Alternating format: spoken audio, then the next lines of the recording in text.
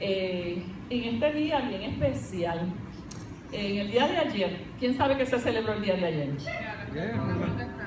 Es el día de Halloween. También. Ciertamente, nosotros los cristianos, por muchos años, fíjense, les confieso, esta clase yo la di cuando estábamos en la otra iglesia, y realmente los cristianos hemos carecido de una profundidad en nuestra historia, en la historia de la iglesia. Y el 31 de octubre no es el día de Halloween, el 31 de octubre es el día que se celebra la Reforma. Y hoy vamos a hablar qué fue la Reforma, por qué surgió la Reforma, cuáles fueron las inquietudes en este hombre de Dios, ¿verdad? Para formar este movimiento, que fue un movimiento no solamente religioso, sino también histórico. Pero antes de comenzar, ustedes saben que yo soy bien audiovisual y yo les he traído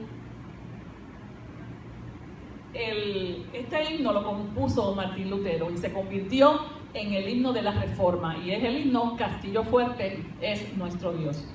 Señor Méndez.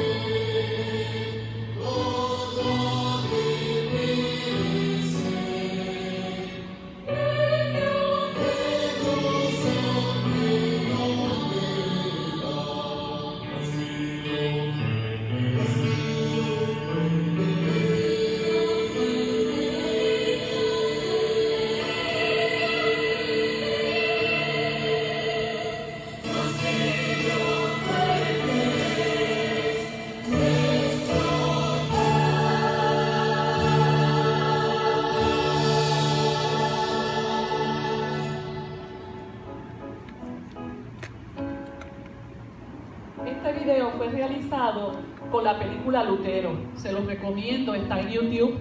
Yo la había visto, pero ayer la vi otra vez y me emocioné mucho, porque no es lo mismo leer una historia que verla recreada en audio y en video. Y ciertamente Martín Lutero fue una persona notable. Y ustedes, para que entendamos que la Reforma Protestante fue un movimiento que comenzó, es un movimiento que se considera religioso, que se inició en Alemania en el siglo XVI. Históricamente, en el siglo XVI es que surge este movimiento que se llama el Renacimiento. Fíjate que en la Edad Media nada se cuestionaba, pero cuando viene el Renacimiento todo se cuestiona. Y este movimiento condujo a lo que se llama un cisma, y lo puse en rojo porque un cisma es una separación ideológica. ¿Cuál fue el cisma? El cisma de la Iglesia Católica a lo que se conoció como el protestantismo. Y es bien importante que nosotros entendamos, y me gustaría que vieran la película en su casa, porque Martín Lutero jamás pretendió separarse de la Iglesia Católica. Él lo que quería era unas reformas, por eso empezó como la reforma, porque había un clima de corrupción, había un clima de, ya mismito vamos a hablar de lo de las indulgencias y las bulas, y él era una persona bien estudiosa, bien dada a las escrituras. Y la reforma lo que buscaba era provocar ese cambio y, como dice aquí, revitalizar el cristianismo y volver a las prácticas del cristianismo primitivo. ¿Cuáles eran las características del cristianismo primitivo? El amor, la solidaridad, la ayuda a los pobres, la salvación por la fe y no por las obras. Todo eso en ese trayecto se había perdido. Y en la película vemos una escena que yo creo que cuando él suelta el papel en el piso, yo digo, ahí comenzó la reforma. Porque él era un joven lleno de ideales y su padrino espiritual lo envía a Roma a llevar unas cartas. Y él dice, Roma, el lugar donde vive el líder espiritual nuestro, aquello es el cielo en la tierra. Y cuando él llega y ve a los sacerdotes, ustedes saben que los sacerdotes hacen un voto de celibato. Pues vio a los sacerdotes teniendo relaciones sexuales con prostitutas, vio lo más que le indignó es la venta de indulgencias, que es que se paraban en una mesa y la indulgencia costaba dinero. Y entonces si tú tenías un pariente a lo que tú pensabas que era el purgatorio, pues tú pagabas tanto por tal pariente vivo o muerto. Y de verdad vean la película porque lo recrea. Y te decían, entonces además del dinero que se pagaba, pues entonces la persona tenía que hacer un sacrificio. Por eso ustedes ven la gente caminando de rodillas, haciendo una serie de sacrificios. Y es bien importante, que lo dije en la otra clase, yo no estoy aquí parada para juzgar ni cuestionar ni la Iglesia Católica. Yo sencillamente estoy hablando unos datos históricos que cualquiera que va a la historia los puede corroborar. De hecho, la Iglesia Católica hizo un movimiento que se llamó la Contrarreforma, porque ese Papa mismo se dio cuenta de que la iglesia había que ser reformada y empezaron a haber unos cambios significativos. Martín Lutero, ¿cómo surge la reforma? Martín Lutero, como les dije, era un teólogo de la Orden de San Agustín y sus enseñanzas inspiraron lo que nosotros conocemos como la Reforma Protestante. Él era alemán, nació en Alemania el 10 de noviembre de 1483 en una ciudad que se llamaba en ese tiempo Sleben, que pertenecía a Alemania, y murió el 18 de febrero de 1546. Es bien interesante, el padre de Lutero era minero, o sea, ellos no eran gente rica, pero su papá se esforzó porque quería que su hijo estudiara Derecho. Y entonces, con mucho sacrificio, lo envía a estudiar leyes. Y Lutero tiene una experiencia. Él iba por un camino y le cae un rayo cerca. Le cae un rayo. Y cuando ese rayo le cae cerca, él empieza a pedirle perdón a Dios. Tiene una experiencia religiosa, espiritual. Y él dice, pues yo voy a dedicar mi vida a ti. El padre se enojó muchísimo porque el padre quería que su hijo saliera de la pobreza, ¿verdad? Quería tener un hijo abogado. Es bien interesante porque Lutero era una persona intelectualmente bien disciplinada. le gustaba leer. Es el hombre típico del Renacimiento. El hombre típico del Renacimiento, una de las características era la búsqueda de la verdad por sí mismo y no por lo que te dijeran. Y la disciplina intelectual maduró su entendimiento y esa actitud mental se despertó una aguda percepción. Él se graduó, siguió los consejos de su padre y entonces se fue para la universidad a estudiar Derecho. Pero ahí es que les conté que tuvo esta experiencia que cambió el curso de su vida, porque fue cuando le cayó el rayo encima, cerca, ¿verdad? Y aterrorizado por esta experiencia, entonces decidió hacerse monje. Eso ocasionó una conmoción en su familia, porque les digo, su papá era minero. Él dijo, en la película le dice, yo estuve 20 años en las minas para que tú fueras abogado, no para que te metieras a cura. Entonces, en el 17 de julio de 1505, entonces ingresa al monasterio porque él pertenecía a la orden de San Agustín. Ya ustedes saben que el papá se puso furiosísimo.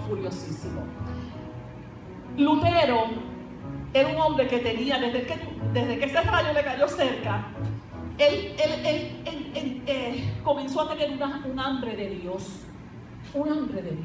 y empezó a buscar, y hacía ayuno, y él oraba. Pero mira lo que dice el rojo: mientras más intentaba agradar a Dios con sus obras, mientras más intentaba agradar a Dios con sus obras, ¿qué pasaba?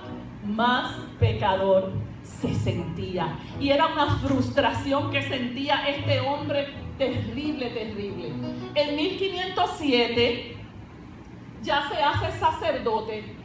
Y en esta universidad que queda en Alemania, que nosotros le decimos Wittenberg, y ellos pronuncian la W como B, ellos le dicen Wittenberg, pero nosotros le decimos Wittenberg.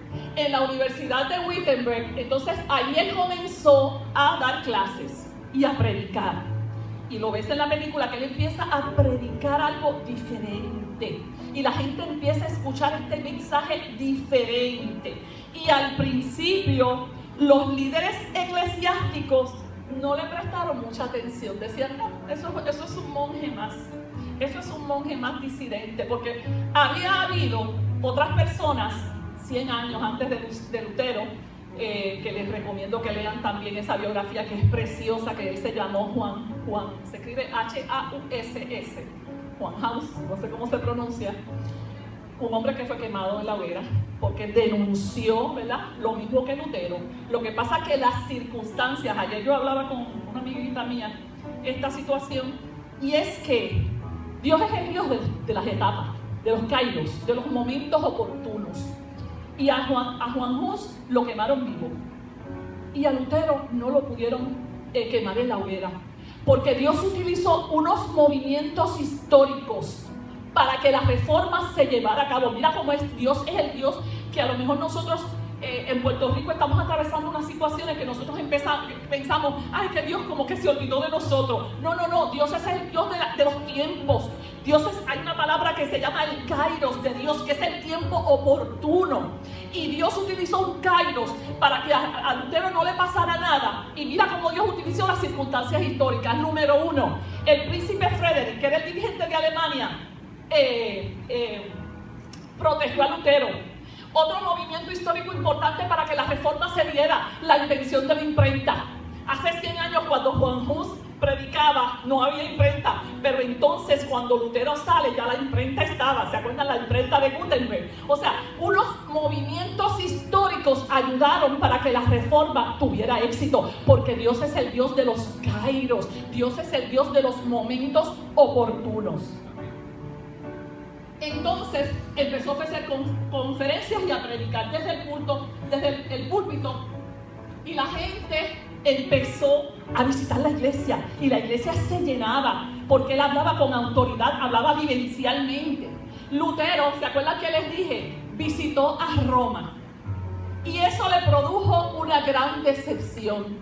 Él se percató de un estado vano, mundano, en el que había caído la iglesia romana. Se sorprendió de que, número 1, opulencia. ¿Qué significa opulencia? Una riqueza extrema.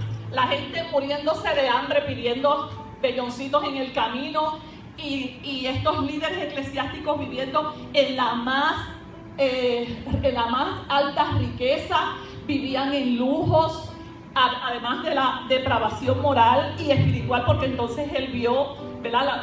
Lo de la sexualidad, porque se supone que si tú haces un voto de celibato, pues se supone que tú lo cumplas, nadie te obliga.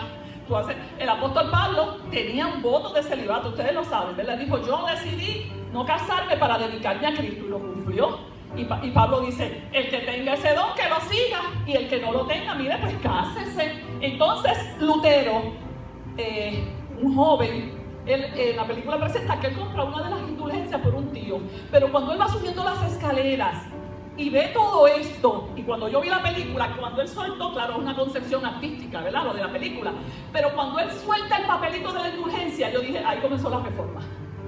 Ahí comenzó la reforma. Él dijo, no, esto no es así. Y ustedes saben, seguimos. Entonces a su regreso de Roma, comienza a predicar lo que dice la palabra. Y desde ese púlpito empieza a decirle a la gente ese versículo famoso, que ustedes saben que es el versículo de la reforma. ¿Quién lo sabe? El versículo de la reforma. El justo por la fe vivirá. El justo por la fe vivirá. Y mientras Lutero predicaba los domingos, pues empezaron a observarlo, pero vuelvo y te digo, no le prestaron mayor atención porque ellos pensaban que esto era un fueguito. Y ellos decían, esto es un fueguito que con una hoguerita, una inquisición lo acabamos en un soplido. Pero no, porque vuelvo y te digo, y el tema del devocional que Tony y yo le vamos a llevar en esta ahorita se llama Dios es el Dios de las generaciones. Dios es el Dios de las generaciones. Dios es el Dios de la historia. La historia no se le escapa a Dios. El propósito eterno de Dios está diseñado desde antes de la fundación del mundo. El propósito de Dios con tu vida, genia querida, está diseñado desde la fundación, desde antes de la fundación del mundo. Para Dios no hay accidente. Para Dios no es, ups, ay, se me chispoteó. No, Dios es el Dios de la historia. Dios es el Dios de las generaciones. Y Lutero comenzó a predicar. ¿De qué se dio cuenta Lutero? De que la iglesia había perdido la visión de las verdades centrales que el cristianismo enseñaba y que estaban basadas ¿en dónde? En las escrituras, no de interpretaciones privadas. Una de las doctrinas más importantes es la ¿qué? La justificación por la fe. Romanos 1:17 dice, porque el justo por la fe vivirá. Lutero comenzó a enseñar que la salvación era ¿qué? Un regalo del Señor por gracia y no por obras. Y ese regalo se recibe solo ¿por qué? Por la fe. No yendo de rodillas a determinado santuario, no pagando dinero, el justo por la fe vivirá. ¿Qué sucede? Lutero entonces empezó a denunciar la práctica de la indulgencia, y se lo puse en rojo porque la indulgencia esto era de las cosas que más indignó a Lutero. Era una doctrina que eximía de las penas de otras personas. Yo iba, pues yo le decía, pues a mi tío Juancho, que murió y era un pecador, pues yo quiero que lo saquen de donde está. Y se le determinaba una cantidad de dinero y un sacrificio. Pues reza tantos Padre Nuestro, Ave María. Esa era la práctica. Las indulgencias podían ser concebidas por el Papa, los obispos y los cardenales. Entiéndase que la autoridad eclesiástica, ningún padrecito de pueblo podía dar indulgencia. ¿Cuál era lo que se hacía en una indulgencia? Te daban el papel. Pues Rafa, te daban un papel, tú pagabas y te decían, pues reza determinadas oraciones, visita determinados santuarios, utiliza ciertos objetos religiosos, realiza ciertos peregrinajes, cumple con ciertos rituales. Esto es lo que es la indulgencia. ¿Y qué pasa? Que después que tú cumplías con eso, entonces te daban lo que se conoce como la absolución, que es que te libraban del castigo. ¿Qué se hacía con el dinero que se recogía con las indulgencias?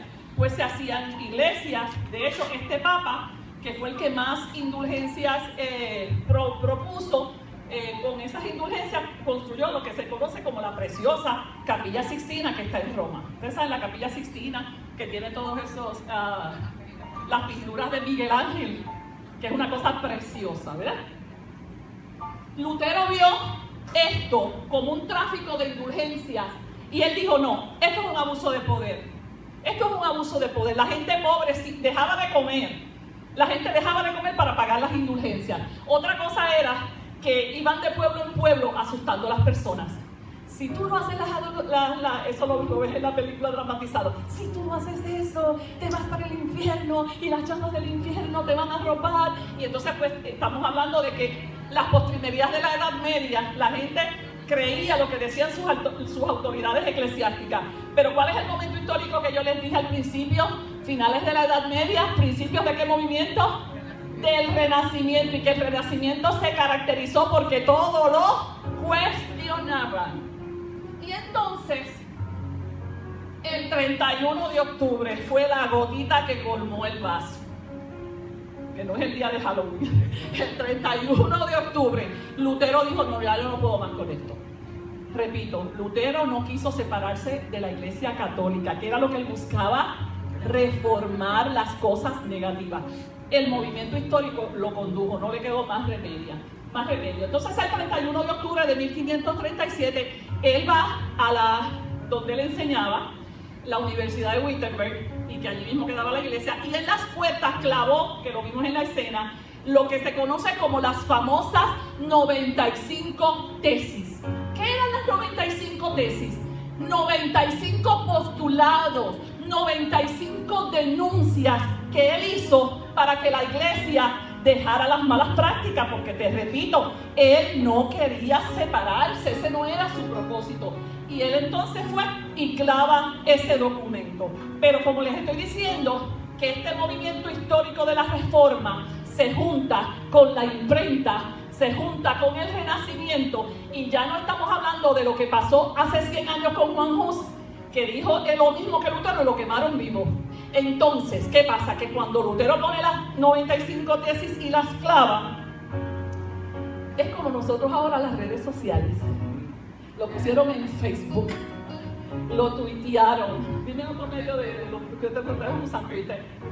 El Instagram y WhatsApp, lo whatsappearon, y entonces vinieron los agentes de Gutenberg, el de la imprenta, y lo whatsappearon y cogieron las 95 tesis y las reprodujeron en la imprenta de Gutenberg. Y eso por primera vez llegó al pueblo. Y el que no sabía leer, el que sabía leer se lo leía. Y el pueblo empezó a apoderarse del conocimiento. Porque alguien dijo, ¿verdad, Vinagrita? Que el conocimiento da poder. El conocimiento da poder. Y el pueblo se apoderó de ese conocimiento. Y entonces, vamos a ver las denuncias. Las denuncias. En las tesis, en los postulados, ¿qué denunciaba? La avaricia, el paganismo y otros vicios de la iglesia. Y repito, Lutero no tenía intenciones de separarse de la iglesia. Él era, me quedan 5, pero voy a coger 5 prestaditos, ¿saben? Él amaba la iglesia, él amaba lo que hacía. Pero entonces, ahí comienza la persecución. Porque entonces el Papa León X envió a un profesor de los dominicos para investigar el tema, porque ya el fueguito se estaba convirtiendo en ¿qué? En una hoguera. Y Lutero, si lo venimos a ver, él no cuestionó. Ustedes saben lo que es la autoridad papal, ¿verdad? La autoridad papal consiste en creer que lo que dice el Papa es absoluto, no se cuestiona. Y él no lo cuestionó directamente, pero implícitamente en sus tesis pues estaba cuestionando, porque ¿quién envió a hacer las indulgencias? Pues el Papa. Y entonces se desató la controversia. Como dice el refrán, ardió Troya. Esa recreación artística es un cuadro donde representa lo que se conoció históricamente como la dieta de Worms. La dieta de Worms era una ciudad. ¿Y qué pasa? Le dicen a Lutero, Acuérdate que te dije que había unas circunstancias que permitieron que a Lutero no lo frieran en la Inquisición. ¿Cuáles fueron esas circunstancias? El príncipe Frederick de Alemania lo apoyaban los nobles, ¿verdad? Y había conocimiento pleno del pueblo. La circunstancia era bien diferente a hacía 100 años atrás. Le dieron lo que a nadie, la oportunidad de ir a esa ciudad a retractarse. La dieta de Worms era para que él se retractara. Y allí estaba Carlos V, el emperador del Sacro Imperio Romano, estaba el representante del Papa, los cardenales, estaba toda la clase. Y Lutero como hombre al fin, porque nadie está diciendo que Lutero era perfecto. Él se asustó. Me asusté yo cuando vi la película. Yo dije, Dios mío, ¿qué hubiese hecho yo en ese momento? Cuando están todos esos ojos mirando, te retractas de lo que dijiste. Y él dice, denme una oportunidad para pensarlo. Te vamos a dar un día. Y él se va a su cuarto y está toda la noche orando y reprendiendo el diablo. Él siempre estaba reprendiendo el diablo, era bien gracioso eso, él siempre estaba reprendiendo el diablo. Y está toda esa noche orando y en esa batalla espiritual. Y al otro día se presenta a Carlos V, el emperador del Sacro Imperio Romano, que constituía un montón de naciones en Europa y las nuevas naciones americanas, el imperio de la Nueva España. Y allí él se paró y con valentía, y eso está en los anales de la historia, dijo, no me retracto. Yo me retracto cuando ustedes me prueben a mí por la palabra de que el justo no vive por la fe. Y lo demás es historia. De ahí, él no se retractó, sino que defendió sus posturas. Y entonces de ahí Lutero salió, voy a sintetizarle porque se me acabó el tiempo, de ahí Lutero salió, hubo un complot para matarlo, pero los nobles lo capturaron y lo llevaron a un castillo. ¿Se acuerdan del príncipe Frederick de Alemania? Lo capturaron y lo llevaron a un castillo y allí él estuvo por meses. ¿Ustedes saben qué? Estuvo meses traduciendo el Nuevo Testamento en alemán. ¿Y ustedes saben qué? Que el alemán todavía no era un idioma bien formado. Y una de las contribuciones históricas de Lutero es que él ayudó a que se creara lo que se conoce como el idioma alemán, con la gramática y la sintaxis. Porque él era un estudioso, era un bravo de la materia, y él tradujo ese Nuevo Testamento para que el pueblo lo pudiese leer en alemán. Él se casó el 13 de junio con una ex monja que se llamaba Catalina von Bora. Tuvieron 6 hijos y con ella él creó unos himnos preciosos porque ella cantaba y tocaba. Y ese himno que empezamos, Castillo Fuerte es nuestro Dios, lo compuso Martín Lutero. Las aportaciones de Martín Lutero: estableció que la salvación es asunto de fe y no de obras. Orquídea, démenlo, por favor. Exhortó a la iglesia establecida a regresar a las enseñanzas originales y al estudio de la Biblia. Acuérdate que la Biblia no la estudiaba el pueblo. Sugería la eliminación de la suntuosidad y la reforma general de la moral. 3, Orquídea, léemelo también. Sus contribuciones fueron más allá del ámbito religioso. ¿Por qué? Léeme el 4. Porque su traducción de la Biblia ayudó a desarrollar una versión uniforme de la lengua alemana. Las traducciones de Lutero se convirtieron en un modelo en el arte de la traducción. Un modelo en el arte de la traducción. 5, Orquídea, por favor. Lutero tuvo especial interés por la educación. Favoreció el establecimiento de escuelas primarias y la educación femenina. Y el 6. Lutero hizo accesible al pueblo el conocimiento, la información y la educación. Típico hombre del Renacimiento. Conclusión: Martín Lutero no fue un hombre perfecto. Aquí no estamos hablando de San Martín Lutero, no. Aquí estamos hablando de que él cometió errores. Tuvo prejuicios, dicen que era antisemita, o sea, tenía prejuicios en contra de los judíos. Se mostró un poco muy conservador en la lucha de los desposeídos, porque acuérdate que ¿quién lo defendió a él? Los nobles, los ricos. Pero Dios usa personas imperfectas, ¿para qué? Para hacer su obra perfecta. No esperes a ser perfecto para hacer la obra de Dios, porque no es así. Dios usa lo imperfecto. Dice Pablo que tenemos este tesoro en vasos de barro para que la excelencia del poder sea de Dios y no de nosotros. Dios lo usó no para fundar otra religión. El protestantismo surgió después como una respuesta de aquella sociedad ante el deterioro de la iglesia establecida.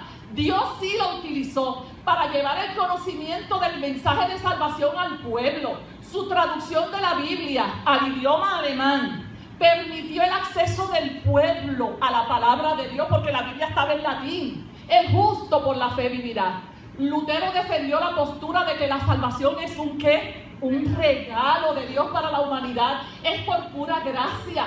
Ninguna obra que hagamos puede comprar la salvación. Lutero no quería separarse de su iglesia. Él quería que sus tesis fueran discutidas, pero en la dieta de Worms allí no se fue a discutir. Allí lo que querían era que se retractara, pero las circunstancias lo empujaron a hacerlo. Él quería un cambio de aquellas cosas que él consideraba incorrectas. Denunció la opulencia, la vanidad y el deterioro de la alta jerarquía eclesiástica de aquella época. Y ahora yo les lanzo esta pregunta. Si Lutero viviera hoy, ¿realizaría otra reforma? Esta vez una reforma a nosotros, los protestantes, ya que muchas de las cosas que denunciaba en aquel tiempo aquejan a la iglesia de hoy. Necesitamos volver a la sencillez del evangelio que practicaban nuestros hermanos de la iglesia primitiva. Y Lutero dijo: he tenido muchas cosas en mis manos y las he perdido, pero todo lo que he puesto en las manos de Dios todavía lo tengo. Alabado sea tu nombre, Señor. Gracias. Gracias porque tú eres el Dios de la historia, porque tú nos enseñas que en la historia no hay accidentes, que tú eres el soberano y que tú usas a personas imperfectas para hacer tu obra. Te damos gracias en el nombre de Jesús. Amén. Gracias, Jesús.